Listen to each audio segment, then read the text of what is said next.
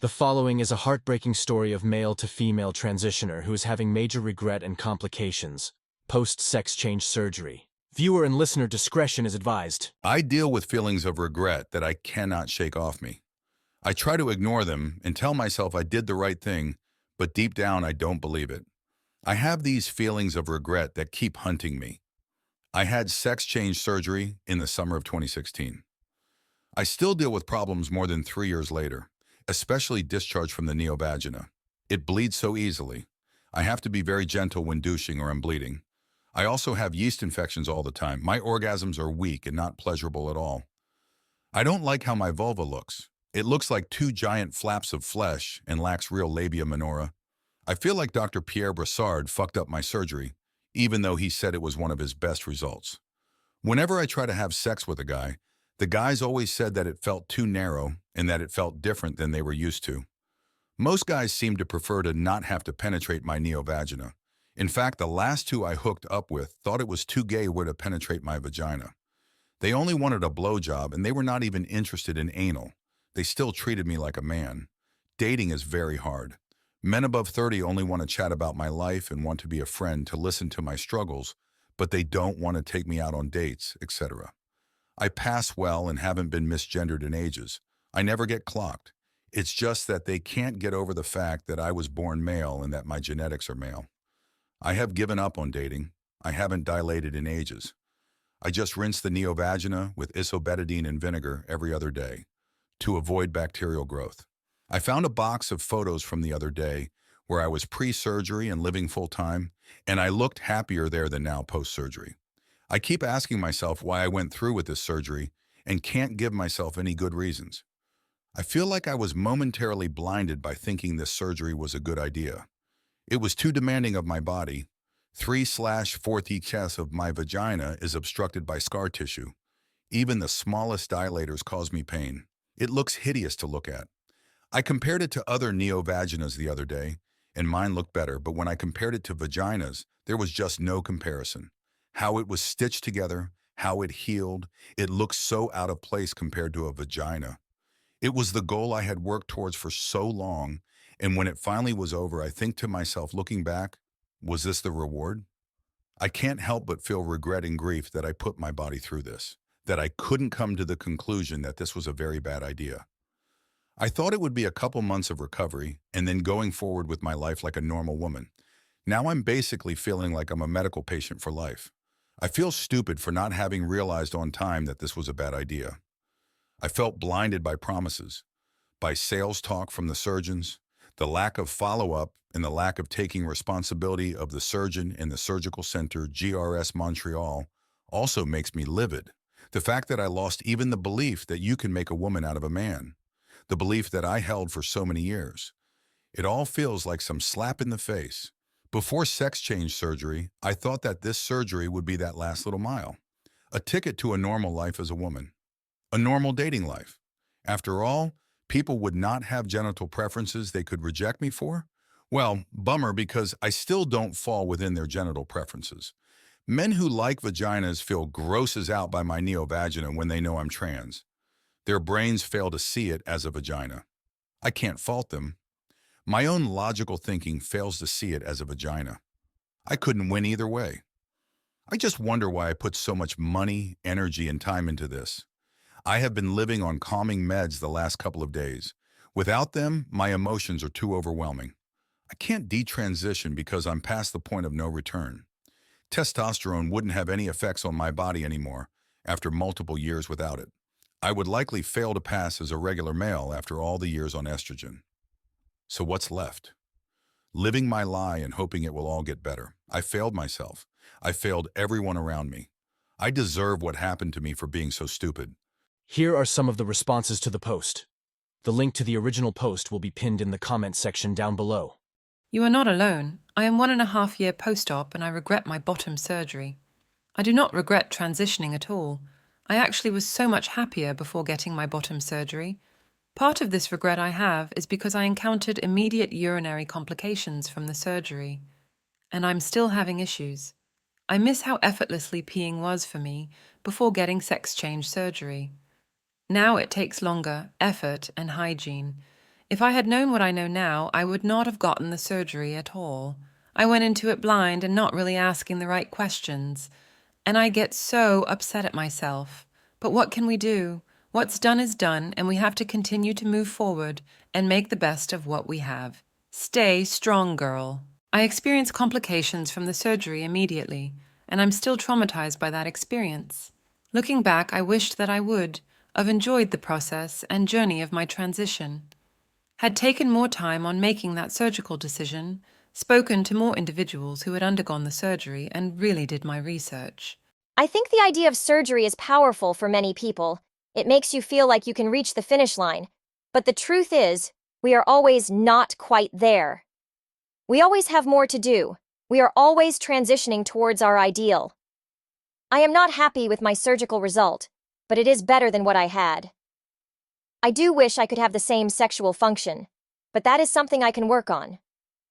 Over time, nerves reconnect and sensitivity returns.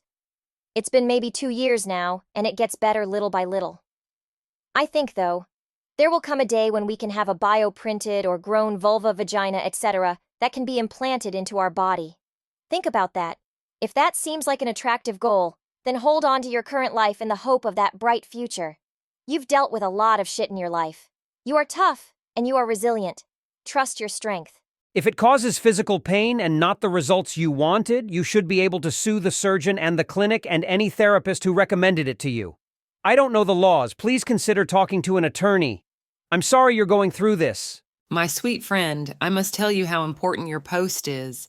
I know you are suffering and am so beyond sorry you are experiencing what you are experiencing, and at the same time, your words are a blessing to me.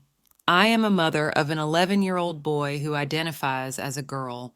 At 9 years old, we got on the bandwagon after seeing the cover of National Geographic in 2017. I have not even thought seriously about my child being trans until that point. I remember asking him directly, "What if you could actually live as a woman?" He was so excited and wanted nothing more. I wanted him to be happy. And ignorantly, I did not understand at that point that he can never be a woman, not like he dreamed of. I misunderstood being feminine and being female. So we allowed him to socially transition. But now I have woken up. Your post helps me explain you him the reality of the situation, and although he is disappointed, he understands. He doesn't want what you describe. With our amazing therapist, he finally seems open to exploring why he feels depressed, his words, about living life as a boy, and this is everything. Again, I cannot emphasize how much my heart goes out to you, and because of your honesty and vulnerability, you are helping parents and children realize that what we are fed through the trans agenda, and the idea that you can actually go against nature and change your biological sex. This is not physically possible. This is just reality. I want us to swim in reality, not a fantasy world. I know that means my child will go through many painful phases of coming to grips with this. I am with him through it all. How he chooses to express himself naturally as a male in this world is entirely up to him. I can't wait to see. You are a courageous soul, and I send you much love. I don't think bashing the surgeons wanting to make money is right, or to conspire that they hypnotized you in some way. Everything you're describing is what the surgery entails, which is why patients sign waivers stating the complications, pre-operation. If you were not warned of everything you're experiencing, you have claim to sue. Surgeons act out of capitalism. If someone wants something done to their body, it should be their individual right. Yeah, because everyone knows that these good surgeons act out of kindness. Everyone knows that going with the chainsaw near a sensitive organ with thousands of complex and vulnerable nerves and creating a monstrosity is a great idea, especially if you make over $2,000 from it. Why work at a Chinese restaurant cutting pork into small pieces when you can work at a gender identity clinic mastering the chainsaw and getting 1,000 times more salary per hour, huh? Don't self-cancel until you have cleared up that infection, had a go at detransition, and done something, told your story, to prevent this happening to other young men. You could become a public speaker, speak at high schools and other places. Agents get you the work, In Australia, there is a dude with no arms and legs that does public speaking. You are streets ahead. I don't think you deserve what happened to you. Even if it was your choice, it was a choice you made on the false premise that a man can be turned into a woman. On the false premise that a woman can be born in a man's body and that the solution is physically altering the body instead of getting to the root, psychological, social, etc. Cause of why he feels that way. And unfortunately, that false premise is perpetuated more and more in mainstream thinking these days. It's not even just confined to fringe communities anymore. Children are being taught it in schools, and anyone who says otherwise is branded a bigot.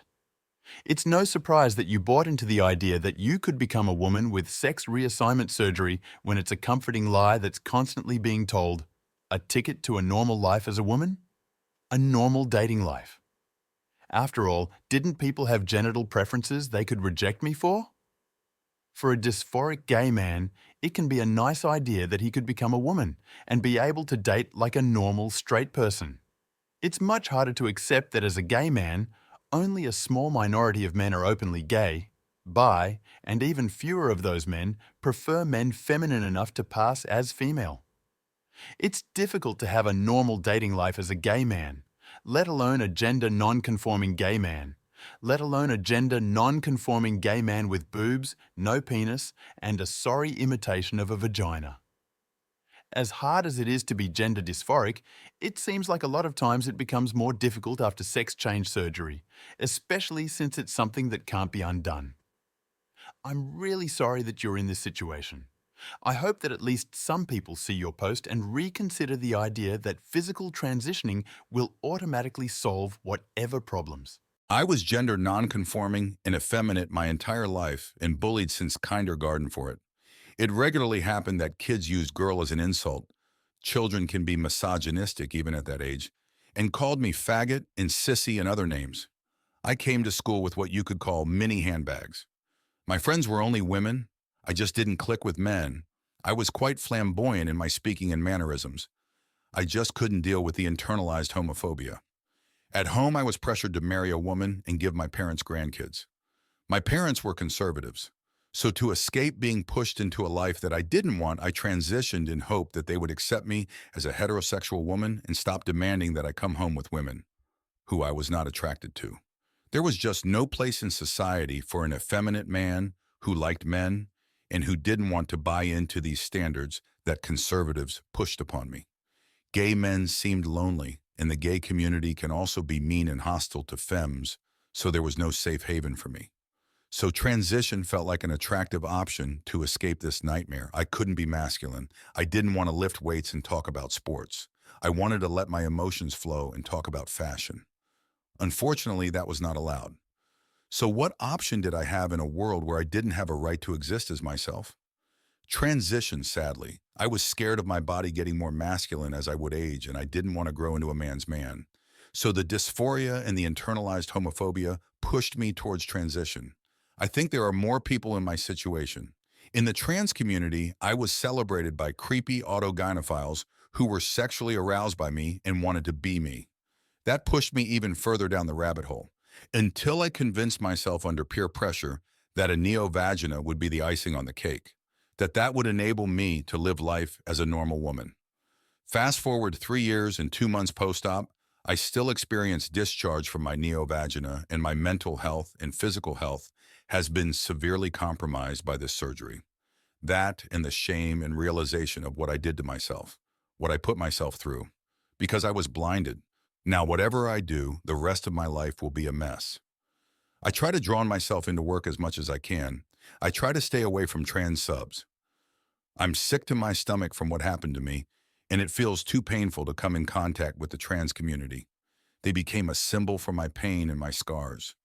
I keep punching myself for having been so stupid to go this deep down the rabbit hole. I wish I could end my life, but I would feel too selfish to ruin my parents' life like that. So I live for others. I stopped living for myself. There was never a right for me to exist. I was that queer little faggot that had no right to exist. Look where I ended up now. That's why I shared my story. It's too late for me, But it's not too late for some queer kid out there that feels that surgery and hormones are the only way to acceptance. That acceptance will not come by hormones and surgery. That acceptance will only come by challenging society's superficiality.